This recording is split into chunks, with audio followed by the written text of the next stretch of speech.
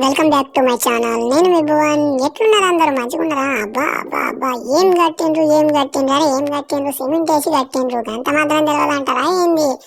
ఈ కట్టడం చూస్తే అందరూ గుంజుడు ఫోటోల మీద ఫోటోలు కూస్తాండ్రు.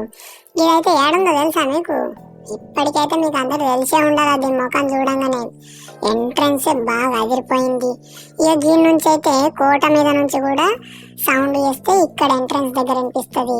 ముచ్చట గట్టు ఉంటది అన్నట్టు. ఏమన్నా కట్టినరా? ఇదే మనం తెలంగాణలో మనం ఫస్ట్ బోనాలు చేసేది దీన్నే. ఎల్లమ్మ తల్లికి బోనాలు పెట్టి మస్తు కొలుసుకుంటారు తెలంగాణ ప్రజలంతా. అయితే బిల్డింగులు మాత్రం బాగా పెద్దగా ఉన్నాయి. ఇదే గోల్కొండ అంటారు దాన్ని, మీ అందరికి ఎరకనే కానీ అయితే గోల్కొండలో చూడాల్సినవి మస్తున్నాయి. బంగారం పెట్టుకున్న తొర్రలు, అదే కట్టిన సైనికులు, జవాబులు, నవాబులు, పెద్ద బొయ్యారాలు, మనుషులను కూడా బొంద పెట్టేస్తారు కానీ తెలియకుండా బయటకి కప్పేసే అంత పెద్ద లొంతలు. అందులో కొన్ని మాయం చేసి మూతపడిపోయినాయి కానీ కొన్ని అయితే మంచిగా ఉన్నాయి. మంచిగా అయితే మీకు చూపెట్టడానికి తీసుకొచ్చిన నేను. చూసి మాత్రం ఎంజాయ్ చేయండి. కాకపోతే మన ఛానల్ని సబ్స్క్రైబ్ చేయండి, లైక్ చేయండి, షేర్ చేయండి. ఇలాంటి ఇంకా మంచి చరిత్ర కలిగిన కోటల్ని ఇంకిన్ని మీ ముందుకు తీసుకొస్తా. కట్టనా? ఇక దోస్తులు పోతే ముందుకు పోతా ఉంటే ఏం కట్టిండ్రు అంటే ఇట్లాంటి అందమైన అన్ని కట్టిండ్రు. ఊళ్ళ కోసం కట్టిండ్రు, ప్రజల కోసం కాదు. నవాబులు ఉండనీకి కట్టిండ్రు. నా బాబులు నీ బాబులు కాదు ఉండనీకి. నవాబులు అంటే అప్పటి ముస్లిం పాలన టైంలో ఉన్న నవాబు షేకులు కట్టిరన్నట్టు. ఇక అందులో ఇట్లాంటి పెద్ద తొర్రలు కనిపిస్తాయి. ఇందులో ఒక 1000 మంది, అందులో ఒక 100 మంది చూడేటట్టు దాక్కున్నా కానీ చీకట్లో ఎవడెక్కడి నుంచి దాడి చేసేది కూడా తెలియదు అన్నట్టు. అంట్లా కట్టారు.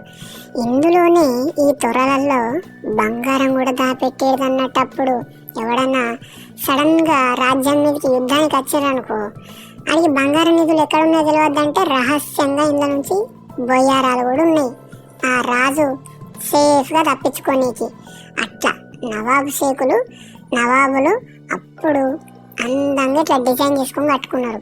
నవాబులు కట్టిండ్రంటే ఆలయమే కింద మీద వాడి కట్టలేదు, కూలీలతోటి కట్టించిండ్రు.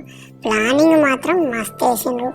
ఎవరు వేసిండ్రో కానీ మనకు తెలియదు కానీ అప్పట్లో ఆర్కిటెక్చర్ అయితే మస్తు కట్టించిండ్రు. అప్పట్లున్న సున్నము గదాన్ని ఇప్పుడు వాడితే నీ అవ్వ మన గోడలు మనం చచ్చినాక మన పిల్లలు ఉన్నదాకా కూడా గివి గూలనట్టే గూలవు. అయితే మీకు ఒక డౌట్ రావచ్చు, గివేంటి అన్ని గిట్లనే ఓపెన్ ఉన్నాయి, ఎండలకు వానలకు ఇట్లనే బయట కూర్చుంది రైలు అని అనుకుంటారేమో. అప్పట్లో దీని మీద స్లాబ్ కూడా ఉండే, అంటే మట్టితో కప్పబడిన పైకప్పు. కానీ ఇక రాను అంతా ఏమైంది, గోల్కొండపై యుద్ధం జరిగింది, వ్యతిరేకంగా ప్రజలందరూ జరిగిండ్రు, తెలంగాణ ఉద్యమాలు జరిగినాయి. అట్లా జరుగుట్లా కొన్ని కప్పులన్నీ కూలిపోయినాయి అన్నట్టు. కొన్ని వర్షాన్ని తడిసి ఎండలు తడిసి రిపేర్ చేయక తుక్కుగా పడిపోయింది. అయితే ఇక్కడ చూపిస్తున్న హాల్లోనే చూసారా ఎంత ముద్దుగా సింగారించుకున్నారో. ఇవన్నీ నమాజ్ చేసేటప్పుడు ఇక్కడ కూర్చొని చల్లగా దేవుడికి ప్రార్థన చేసుకొని అట్లా మీటింగులు పెట్టుకోనికి కట్టిరన్నట్టు. మంచిగా ఉన్నాయి. నేను కూడా 2 ఫోటోలు దిగినానుకో. ఇవన్నీ చూస్తా అంటే నాకైతే ఇంకోసారి కూడా గోల్కొండ పోవాలనిపిస్తుంది. రీసెంట్గా అయితే గిడున్నది కప్పు లేకుండా తుక్కు కూలిపోయింది, మళ్ళీ రీకన్స్ట్రక్షన్ చేసిండు అన్నట్టు. లేకపోతే అక్కడ బయలుకున్నందుకు పోనీకి దారి ఇండ్ల నుంచే ఉన్నది. ఇవన్నీ చిన్న తొర్రలు అన్నట్టు. ఇంట్లో వర్షాలు అవన్నీ పడతా అంటే దీని కింద కూర్చొని చల్లగా ఇంత షాయి తాక్కుంటా ఎవరేం చేస్తుర్రు అనేది గమనిస్తారన్నట్టు. ఇక చూస్తున్నారు కదా, ఇంకా కొంచెం అట్లా పైకి పోతా ఉంటే ఇంకా అబ్బో మంచి కట్టిండ్రు. కానీ నడవాలంటేనే ఓపిక తక్కున్నది. ఈ లొంతలు కూడా కట్టిండ్రు. ఈ లొంతలలో ఏంటంటే మనకి నీళ్లు అందంగా పడటానికి ఇట్లా కడతారన్నట్టు. ఇక ముందు పోతుంటే ఎంత అందంగా ఉందో. మధ్యలో ఈడొక లొంతున్నది. ఈ గీలంతా కూడా అందుకే ఇక చుట్టూ జనాలు కూర్చుంటారు. నాట్యాలు చేసేటోళ్ళు అమ్మాయిలు డ్యాన్సులు చేస్తూ ఉంటే ఆడంతా చుట్టూ కూర్చొని వీక్షిస్తారన్నట్టు. కానీ కట్టడం అయితే సూపర్. ఈ గుంటేంద్రు ఇంత పెద్దగా ఉన్నది. లోపల దిగనికి మెట్లు కూడా ఉన్నాయి కదా.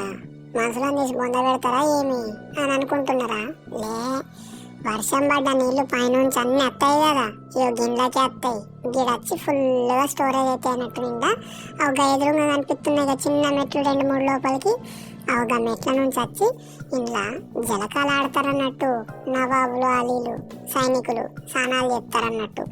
అయితే ఇక హైదరాబాద్ దునియా మొత్తం గిన్నె ఉందిరా అయ్యా అన్నట్టు ఈ కొండ కొంచెం పైకి ఎక్కగానే సూపర్గా కనిపిస్తుంది. లొకేషన్ వ్యూ అయితే మస్తు ఉంది. ఇప్పటికి గోల్కొండల మస్తు సినిమాలు తీస్తారు. ఈ కనిపించే ప్లేస్ అంతా సినిమాల కోసమే వాడుకుంటారు. ఇలా కార్లు వస్తాయి, బండ్లు వస్తాయి. గోల్కొండ ప్రత్యేకత ఏంది తెలుసా? దూరం నుండి చూస్తే గోల్కొండ అబ్బా ఇంత పెద్దగా ఉందా కొండ, మస్తు ఎత్తుగా ఉంటుంది అనుకుంటాం. కానీ గోల్కొండ లోపలికి ఎంట్రీ అయిన తర్వాత నడుచుకుంటా పోతే అబ్బే కొండనే లేదే, చిన్నగా ఉన్నది, నడిచినగా నలసట రాకొచ్చింది అనిపిస్తుంది. అదే గోల్కొండ ఒక ప్రత్యేకత.